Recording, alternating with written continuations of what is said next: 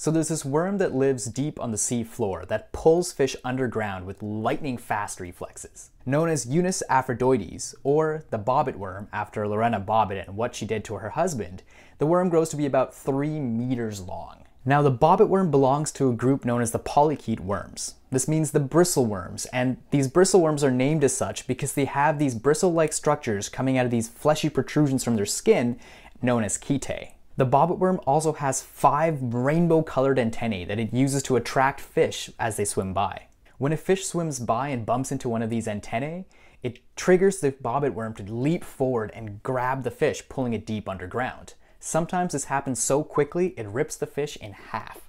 The bobbit worm also has a toxin that it uses to paralyze its prey. Now what's really cool is there's a species of fish known as the Peter's monocle bream, which has learned to fight back. When this fish is looking for crustaceans on the seafloor and notices one of these bobbit worms, it starts blowing jets of water at it, kind of to say, hey, the gig's up.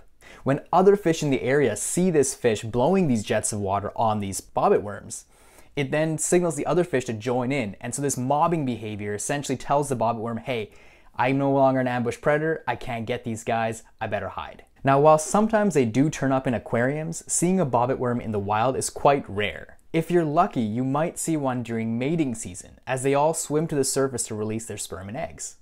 So you might want to think twice before you go skinny dipping in the ocean at night. I'll see you next week.